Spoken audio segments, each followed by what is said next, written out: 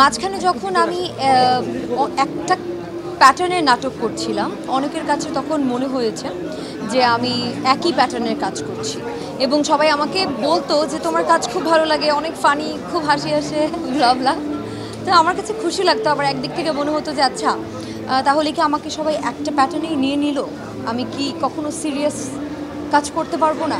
ওই টাইমে আমি একটা ব্রেক নিয়েছি মাঝখানে, একটা 5 থেকে 6 মাসের একটা ব্রেক ছিল, বিকজ আমার কাছে মনে হয়েছে একটা প্যাটার্ন আমি করতে চাই না। একজন অভিনেত্রী এবং অভিনেতার সবসময়ই ডিফারেন্ট ক্যারেক্টার করা উচিত, কারণ এটাই তাদেরকে বাঁচিয়ে রাখে অনেক বছর পর্যন্ত। সো এই কারণেই ব্রেকটা নিয়ে এইবার আমি একটু ডিফারেন্ট ক্যারেক্টার এক্সপ্লোর করার ট্রাই করছি, যাতে আমি নিজেকে ডিফারেন্টভাবে দেখতে পারি, প্লাস মানুষও আমাকে অন্যরকমভাবে দেখতে পারে। স্ট্রাগলিং তো অনেক বছরের। অনেকেই বলে যে অনেক কম টাইমে তুমি পপুলারিটি পেয়েছো, বাট ব্যাপারটা একদমই এরকম না। নাটক হয়তো আমি শুরু করেছি 4 বছর হয়েছে, বাট আমি মডেলিং করি অনেক বছর থেকে। আমি 2014 থেকে, যেহেতু একটা কম্পিটিশন থেকে এসেছি, তখন থেকে মডেলিং করি, তারপর নাটকে আসা। সো 14 থেকে এখন 2025, it's a long time.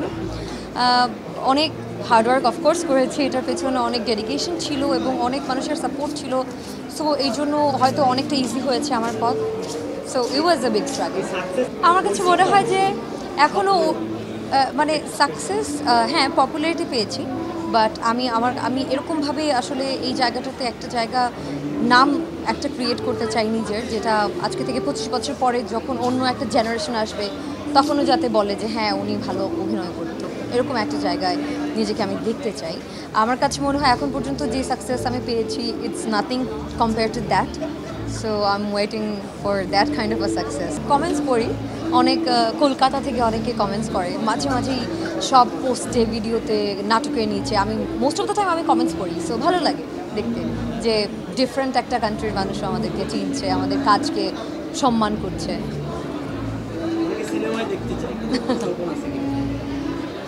Maybe. হ্যাঁ, of course I have a plan, but ওটার জন্য আরেকটু সময় নিব, এবং ভালো কিছু নিয়ে যাতে প্রেজেন্ট করতে পারি, সেটার জন্য তো একটু সময় লাগে।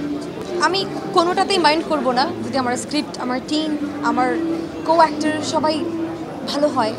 I would not mind, any character would be okay, but depends on the script.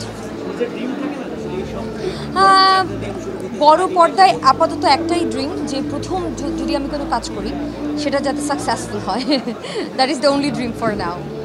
Thank you সবাই রে, যারা আমার নাটক দেখেন এবং আমার শুরু থেকে সাপোর্ট করছেন। আপনারা ওলান সাপোর্ট করবা, বিকজ আপনারা সাপোর্ট ছাড়া ইটস নট পসিবল। আমি এখন আরেকটু প্রফেশনালি করার ট্রাই করছি। Let's see.